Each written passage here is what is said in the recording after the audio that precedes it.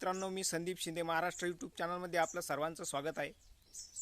जगात कांद्याची टंचाई आणि भारतात कांद्याचं भरमसाठ बंपर उत्पन्न झालेलं असताना नरेंद्र मोदी यांनी आपल्याला फक्त लोकसभेच्या निवडणुका जिंकता भाजपला फक्त आपल्या स्वतःच्या स्वार्थासाठी भारतातल्या शेतकऱ्यांच्या अन्नात माती कालवण्याचा एक कलमी जो कार्यक्रम यांनी 10 वर्षात राबवलेला आहे त्याच्याबद्दल मी थोडक्यात माहिती तुम्हाला देणार आहे। म्हणजे जगात किती टक्के कांद्याच्या भावात वाढ झालेली आहे, भयंकर, तुम्ही ऐकून म्हणजे तोंडात बोट घालशाल अशी भयंकर आणि मोठ्या प्रमाणात वाढ कांद्याच्या किमतीमध्ये झालेली आहे। आणि भारतात कांदा मातीमोल विकला जात आहे। भारतात फक्त कांदाच नाही तर सर्व शेतमालाचा बट्ट्याबोळ झालेला आहे। मातीमोल भावात शेतमाल विकला जात आहे। कांदा, कापूस, सोयाबीन, दूध, कुठलाही शेतमाल घ्या तुम्ही, सगळ्या शेतमालाचे भाव 10 वर्षात शेतीचा बट्ट्याबोळ केला आणि शेतमालाचा बट्ट्याबोळ केला। शेतीचा जी अर्थव्यवस्था आहे, ग्रामीण अर्थव्यवस्था, तिची माती केली ह्या नरेंद्र मोदी यांनी। तर आपण आता जाणून घेऊ कांद्याच्या जगात कांद्याचं किती टक्के वाढ झालेली आहे। सरासरी एकूण जर काढली जगातल्या कांद्याच्या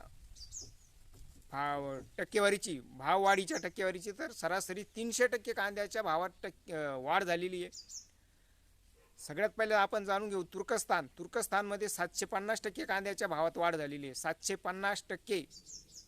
पाकिस्तानमध्ये 372%, युक्रेनमध्ये 275%, फिलिपाईन्समध्ये 220%, ताजिकिस्तानमध्ये 200%, मोरोक्कोमध्ये 140%, बेलारूसमध्ये 165% आणि उझबेकिस्तानमध्ये 350%। याची एकूण जर सरासरी काढली तर जवळजवळ 300% कांद्याच्या भावात वाढ झालेली आहे। इतकी भयंकर वाढ झालेली असताना पाकिस्तान, चीन ह्या राष्ट्रांनी या गोष्टीचा फायदा घेतला आणि आपली निर्यात वाढवली कांद्याची। आपल्या त्यांचे जे शेतकरी होते चीनचे आणि पाकिस्तानचे, यांचा खूप मोठा आर्थिक फायदा त्याच्यातून त्यांनी करून दिला आणि तिथल्या सरकारांचा सुद्धा फायदा झाला, त्यांना भरपूर मोठ्या प्रमाणात महसूल मिळाला। परंतु कपाळकरंटे, कर्मदरिद्री असलेले नरेंद्र मोदी यांनी भारतीय शेतकऱ्यांच्या अन्नात माती तर कालवलीच, परंतु आपल्या भारताच्या महसुलामध्ये सुद्धा घट केली, याच्यातून घट झाली। मोठ्या प्रमाणात पाकिस्तान आणि चीनने कांद्याच्या निर्यातीवर टॅक्स लावला आणि त्या टॅक्समधून भरपूर प्रमाणात पैसा त्यांच्या शेतकऱ्यांना आणि त्यांना मिळाला। परंतु इथं भारताचे पंतप्रधान नरेंद्र मोदी स्वतःला हिंदुत्ववादी म्हणतात, पण हिंदू शेतकऱ्यांच्याच अन्नात माती कालवली आणि त्यांनी सपशेल स्वतःला निवडणुका जिंकण्यासाठी कांद्याचे भाव पाडले, कांद्याची निर्यातच बंद केली। म्हणजे जर आज कांद्याची निर्यात चालू असती तर साधारण कांदा शेतकऱ्यांकडून 7 रुपये ते 8 रुपये किलो, म्हणजे 7,000 ते 8,000 रुपये प्रति क्विंटल इतक्या दराने विकला गेलेला असता। तो आज विकला जातोय फक्त 1,000 रुपये प्रति क्विंटल।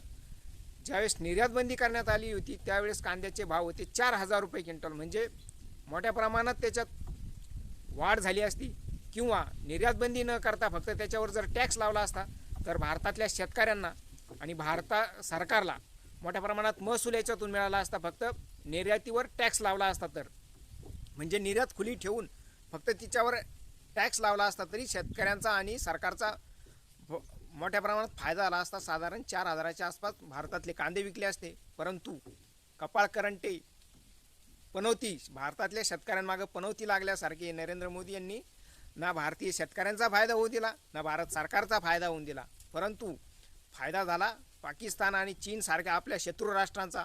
आणि बांगलादेशने आपल्याकडून जी निर्यात बंद झाली त्याचा त्यांच्या अर्थव्यवस्थेवर किंवा त्यांच्या निर्यात व्यवस्थेवर, आयात व्यवस्थेवर परिणाम झाला। त्याच्यातून त्यांनी भारताचे मोसंबी, संत्री आणि द्राक्षाची आयात बंद केली। त्याच्यामुळं फक्त कांद्याचेच भाव नाही पडले भारतात, तर भारतात द्राक्ष, संत्री, मोसंबी यांचेसुद्धा मोठ्या प्रमाणात भाव पडले। जिथं 40 रुपये द्राक्ष आज जायला पाहिजे होते तिथं 15-20 रुपये द्राक्षाची विक्री होत आहे प्रत्यक्ष शेतावर, अशी एकूण परिस्थिती। आणि विदर्भात आपण जर बघितलं तर संत्री आणि मोसंबीच्या बागा तोडायचं सुद्धा शेतकऱ्यांनी सोडून दिलेलं आहे, केवळ नरेंद्र मोदी यांच्या कपाळकरंट्या आणि धोरण लाखव्यामुळं। म्हणजे यांना कुठलं धोरण नाही, याच्यातला कुठली यांना अक्कल नाही, किंवा मुळातच हे जे सरकार आहे नरेंद्र मोदी यांचं हे शेटजी आणि भटजींचं आहे।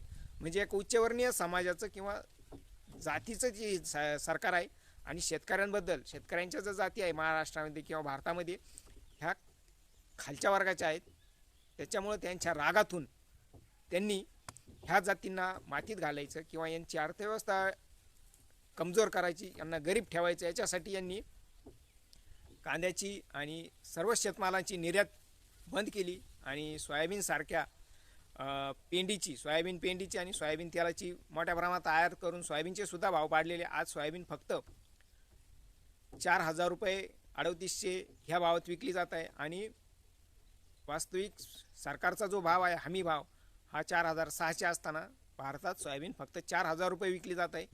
ही शेतकऱ्यांसाठी खूप चिंतेची बाब आहे. परंतु बंपर उत्पन्न झालेलं असताना कांद्याचं नरेंद्र मोदी यांनी कांद्याबद्दल चुकीचा निर्णय घेऊन किंवा देशासाठी घातक असलेला किंवा देशद्रोही निर्णय घेऊन शेतकऱ्यांच्या अन्नात माती कालवली. सांगायचं तात्पर्य एवढंच होतं की जगात मोठ्या प्रमाणात कांद्याची टंचाई असताना, भारतात बंपर उत्पन्न असताना त्या गोष्टीचा फायदा वास्तविक घ्यायला पाहिजे होता. जो फायदा आपल्या शत्रू राष्ट्रांनी घेतला, चीन आणि पाकिस्तान यांनी. पाकिस्तान की कमर तोड देंगे, ऐसा करेंगे वैसा करेंगे असं नरेंद्र मोदी यांनी सांगितलं होतं. परंतु नरेंद्र मोदी यांच्या निर्णयामुळं आज पाकिस्तानच्या आणि चीनच्या शेतकऱ्यांचा फायदा झाला. म्हणजे हे अवसानघातकी आहेत, हे देशद्रोही आहेत नरेंद्र मोदी, हे याच्यातून स्पष्टपणे उघड होतं. कारण यांच्या निर्णयातून पाकिस्तानचा फायदा होतो, चीनचा फायदा होतो, परंतु भारतीयांचा फायदा होत नाही, भारतीय शेतकऱ्यांचा फायदा होत नाही. असे हे घातकी नरेंद्र मोदी.